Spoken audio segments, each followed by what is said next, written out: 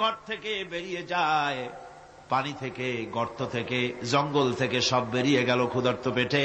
আবার বিকাল বেলা পর্যন্ত সারাদিন তাদের আহার জোগাড় করে তাদের পেট ভরাইয়া সবগুলিকে আপন আপন গৃহের মধ্যে আমি আল্লাহ ফিরায় দেই।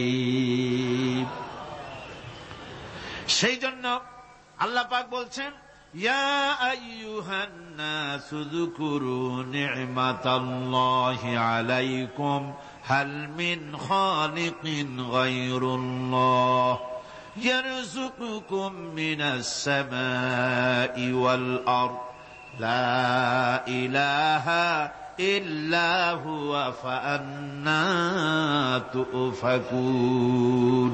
হে মানব সকল, স্মরণ করো আল্লাহ পাকের সেই নিয়ামতের কথা, যে নিয়ামত ওই আল্লাহ ছাড়া কে আছে?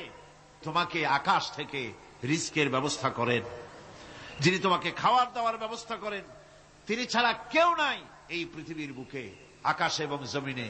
তিনি এক এবং একক। ওয়া ইলাহুকুম ইলাহুন ওয়াহিদ লা ইলাহা ইল্লা হুয়ার রাহমানুর রহিম।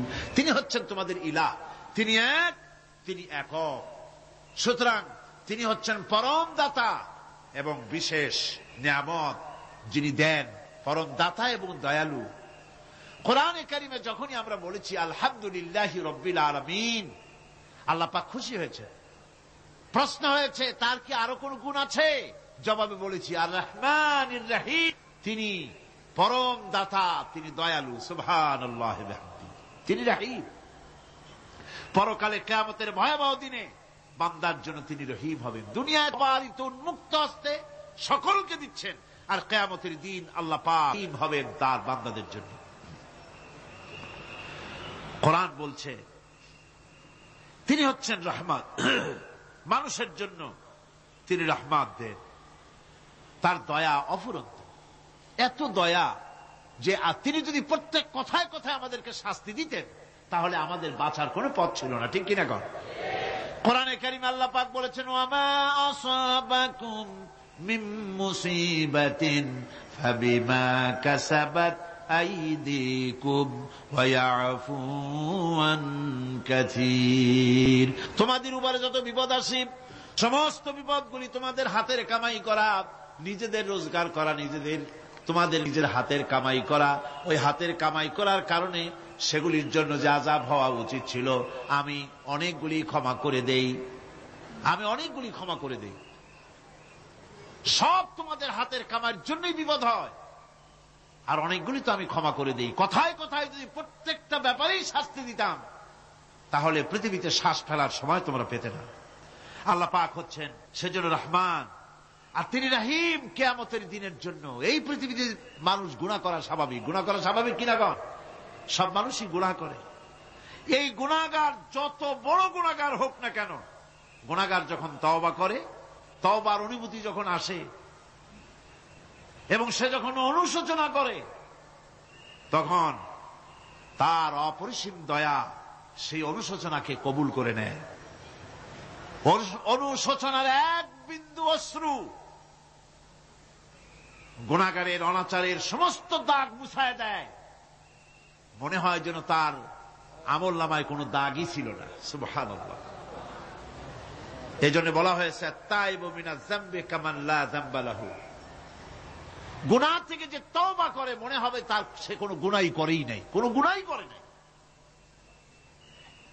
আমার বন্ধুগণ, আল্লাহ পাক কেমন রহিম! এই পৃথিবীতে মানুষ যত অপরাধ করে, সেই অপরাধ বাপের সাথে করুক, মায়ের সাথে করুক, ওস্তাদের সাথে করুক, পীরের সাথে করুক, অপরাধ করলে পরে কেউ বলে না যে কাছে আয় ক্ষমা করে দেই। কেউ বলে নাকি? কেউ বলে না। আল্লাহ পাক কেমন রহমান, এমন রহিম! বান্দা যখন গুনাহ করে আল্লাহ পাক গুনাহগারদেরকে ডাকেন, চুরি করেছিস, গুনাহ করেছিস, মদ খেয়েছিস, জিনা করেছিস, জুয়া খেলেছিস, হত্যা করেছিস, কুফরি করেছিস, শিরক করেছিস, যত রকমের পাপ করিস না কেন, ফিরে আয়, ফিরে আয়, চোখের পানি ফেল, আমি আল্লাহ রব্বুল আলামিন মাফ করে দেব। কোরআনে কারীম বলছে ইল্লা মান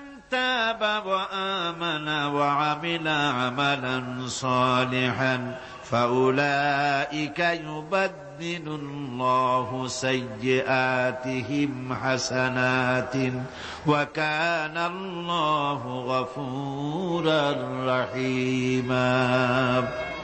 কিন্তু যে ব্যক্তি তওবা করেছে এবং ঈমান এনে পরবর্তীকালে ভালো কাজ করেছে, তাদের মন্দ কাজগুলি আল্লাহ পাক ভালো কাজ দিয়ে বদলায় দিবেন।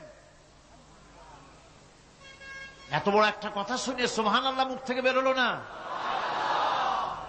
গুনাহগার যত গুনাহ করেছে সে যদি তওবা করে, ওই সব গুনাহ যদি না করে, তার সাইয়্যাতগুলি আল্লাহ পাক হাসানাত দিয়ে বদলায় দিবেন। মানুষেরা চুরি করে, ডাকাতি করে, জেনা ব্যভিচার করে, যা কিছুই করে থানায় ধরা পড়ে। থানায় ধরা পড়লে তারপরে তার বিরুদ্ধে চার্জশিট হলো, এরপরে তার জেল হলো, ছাড়া পেল, আবার অন্যায় করলো, আবার ধরা পড়লো, যতবার জেল হলো ততবার ছাড়া পেল, কিন্তু থানায় দাগী আসামিদের খাতায়, চোরের খাতায়, ডাকাতের খাতায় নামটা তার মোছা হয় না, থানায় নামটা থেকেই যায়। কিন্তু আল্লাহ রাব্বুল আলামিন এমন এক বিচারক, এমন রহমান, এমন রহিম।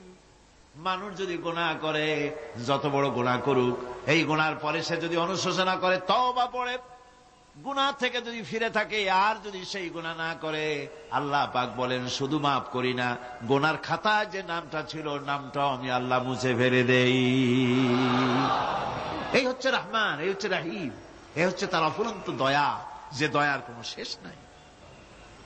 কোরআনে কারীম বলছে, قل يا عبادي الذين أسرفوا على أنفسهم لا تقنطوا من رحمة الله।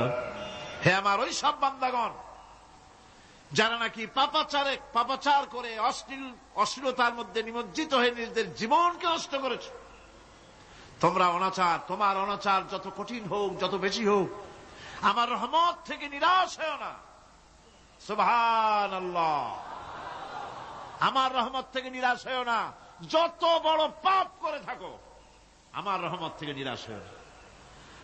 ইন্নাল্লাহা ইয়াগফিরুয যুনুবা জামিআ ইন্নাহু হুয়াল গফুরুর রহিম। যদি তওবার মতো তওবা করতে পারো, যদি চোখের পানি দিয়া আল্লাহ পাককে রাজি করাইতে পারো, আল্লাহ পাক বলেন বান্দা যদি তওবা করে, খাঁটি যদি তওবা করে, জীবনে ওই সব গুনাহ যদি আর না করে, আল্লাহ পাক বলেন জিন্দেগীর সকল গুনাহ আমি রব্বুল আলামিন মাফ করে দেব। তিনি গফুর, তিনি রহিম, ক্ষমাশীল এবং দয়াবান। এত দয়া, যে দয়ার কোনো শেষ নাই। আল্লাহ পাকের দয়াকে, তার রহমতকে, তার করুণাকে তিনি 100 ভাগ করেছেন। এই 100 ভাগের 1 ভাগ গোটা পৃথিবীতে তিনি ছড়িয়ে দিয়েছেন। আর 99টা ভাগ কার কাছে? এবার চিন্তা করুন, 100 ভাগের 1 ভাগ দুনিয়ায় ছড়িয়ে দেওয়ার পর তার থেকে আমরা যতটুকুন ভাগে পেয়েছি, এর মহব্বত, স্ত্রীর প্রতি মহব্বত, মেয়ের প্রতি মহব্বত, ছেলের প্রতি মহব্বত, মায়ের প্রতি মহব্বত, পিতার প্রতি মহব্বত, বন্ধুর জন্য মহব্বতে আমরা জানও দিয়ে দিতে পারি, এমন আমাদের ভালোবাসা, এমন আমাদের মহব্বত, কত ঠিক কিনা? 1টা ভাগ সারা পৃথিবীতে ছড়িয়ে দেওয়ার পর যেটুকুনো পেলাম, সেই ভালোবাসার তীব্রতা যদি এত বেশি হয়, আকর্ষণ যদি এত বেশি হয়, তাহলে এই 99টা মহব্বত, দয়া, রহমানিয়াতের, দয়ার, রাহিমিয়াতের যে গুণগুলি আল্লাহ পাক নিজের কাছে রেখেছেন, সেই মাবুদের দয়া তার বান্দার প্রতি কত বেশি, কি বিরাট মহব্বত। রাসূল করিম সাল্লাল্লাহু আলাইহি ওয়াসাল্লাম বলেছেন,